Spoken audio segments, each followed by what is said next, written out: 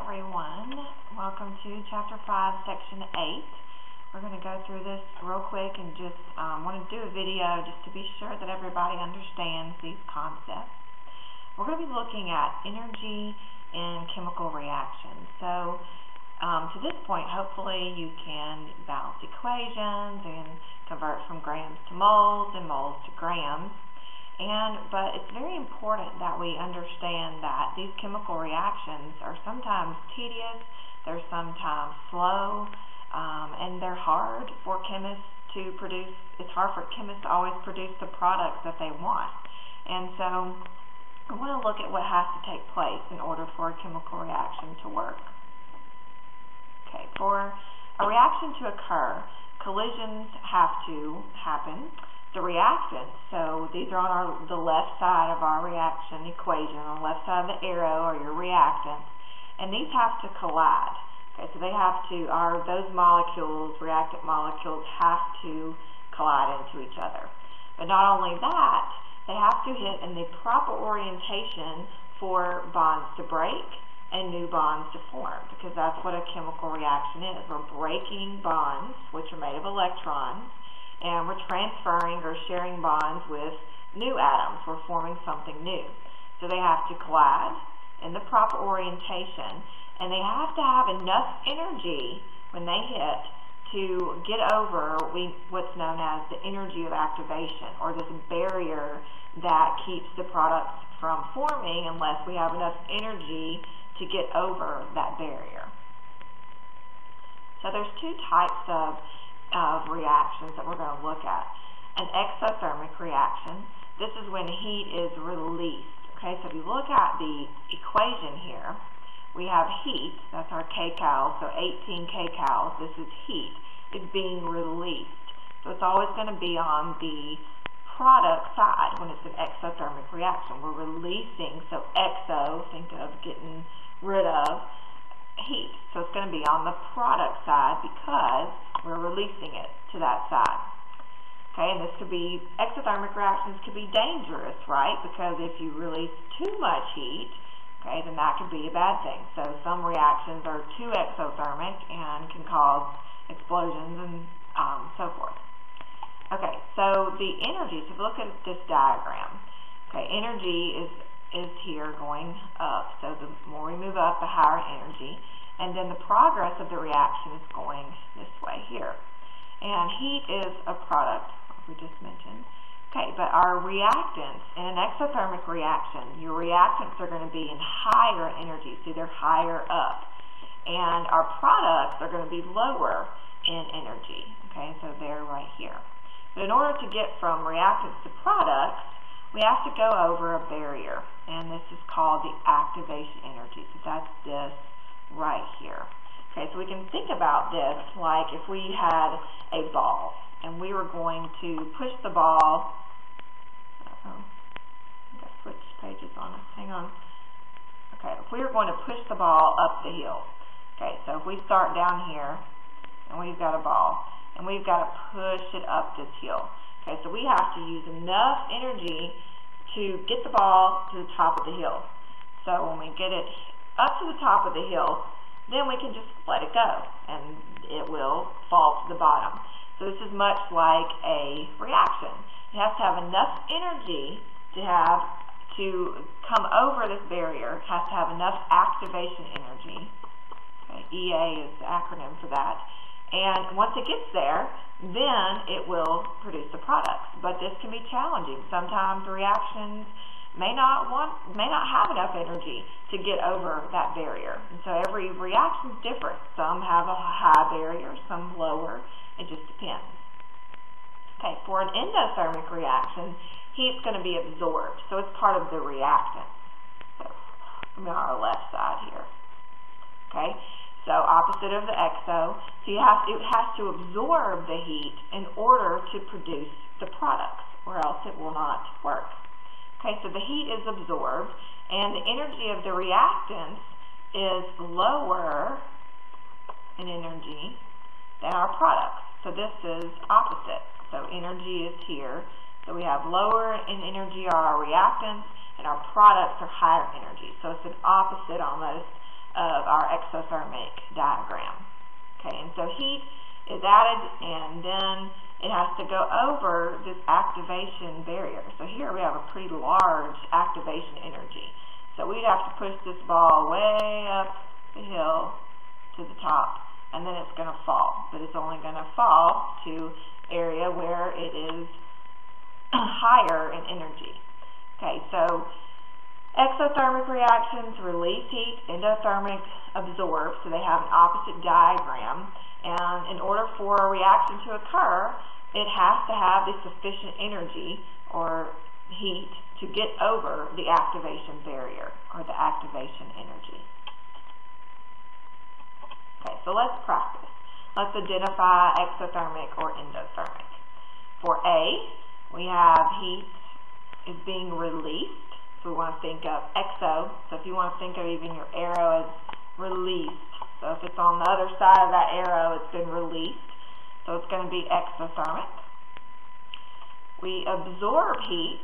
Our reactants are absorbing heat in B. And so this is going to be an endothermic reaction.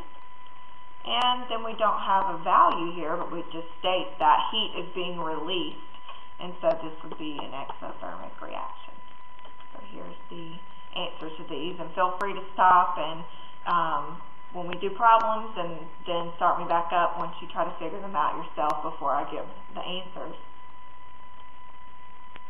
Okay, so we have to have enough energy to get over this barrier. Well, another problem that chemists run into is rate. They need a reaction to proceed at a fast enough rate to be efficient. In industry, if a reaction that needs to be done takes 3 or 4 days, it's probably not going to be a good reaction to use in industry or really for anyone. So you have to be able to speed up your reactions. Okay, you don't want to speed them up too much, because then if they're too fast, you can have issues as well. But the reaction rate is the speed at which your reactants are used up. Because we want our reactants to collide and in their proper orientation, break bonds and form new ones to form our products. So the speed at which the products form is also the reaction rate. So the speed at which you use up your reactants and you form your product, which is what most of the time you're trying to do. You're trying to form a product that you may need in industry and academics, whatever it may be. Okay, so ways we can increase the rate. We can do so by increasing the temperature. The reason that this works is because our molecules are going to move much, much faster. And so the probability of them colliding into each other is going to be higher. Okay. Also, we can increase the concentration. Okay, kind of the same idea here. So if we increase the amount of reactants that we have, the more likely they're going to collide. The more that you have, they're going to collide and in the proper orientation in order to produce our products. A third way to increase the rate of a reaction is to add a catalyst. Okay, a catalyst is actually not used up during the reaction. Some reactions you can even recover the catalyst and use it again. Okay, and it increases the rate of the reaction, but it does so because it lowers the activation energy, like we were talking about earlier when we looked at endothermic and exothermic reactions. And it's going to lower the energy of activation. So if we look at a reaction where, so here we've got our reaction that is uncatalyzed, or it's not catalyzed. Okay, so we have a higher energy of activation. So it's going to take longer for us to go over this barrier to form our products. If we add a catalyst to the reaction, it is going to lower the activation energy, and the reaction is going to proceed faster. So in a nutshell, a catalyst is going to be something that speeds up a reaction by lowering the energy of activation. When you lower it, the lower it is, the easier it is to push the ball up the hill and let it roll to the bottom. Okay, so here's these factors. You can increase the concentration the amount of reactants to get more collisions. Increase temperature, molecules start moving faster, and the more collisions occur, giving you more likely that you'll form products. And you can also add a catalyst to lower the activation energy. Okay, so let's look at effects of these different things that we've talked about. So temperature, reactants, and catalysts. Let's look at how they affect the reaction. Okay, is it going to increase, decrease, or have no effect on a reaction? Okay, if we increase the temperature, we're going to increase our speed, and we're going to have more collisions. So we're going to increase the rate. Okay. If we remove some of the reactants, now we're going to be taking away some of our reactants that could potentially be colliding, and so we're going to be decreasing the rate of the reaction. If we add a catalyst, we speed up the reaction because it lowers the energy of activation. Okay. If we place our reaction in ice, so we're cooling it, so we're decreasing the temperature, which is going to slow down the molecules, so it's going to decrease the rate of the reaction. And then if we increase concentration of one of the reactants, we know we get more collision, and we're going to increase the rate. Okay, so here's the answers to these. Okay, let's look at a reaction equation. So we have a balanced reaction here, and we're going to, and I'm just going to, just for fun, we're going to add some heat over here. Okay, so the first thing we're going to say, okay, we've got a balanced equation, and it's exothermic.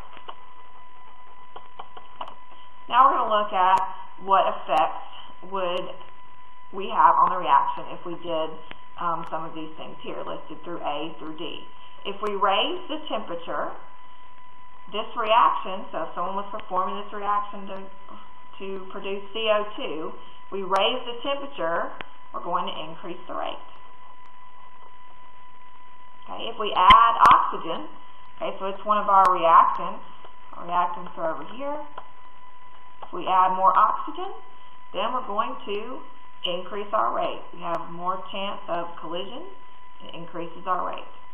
If we add a catalyst, we're going to lower the energy of activation and increase the rate. Okay, if we lower the temperature, we're going to decrease the rate.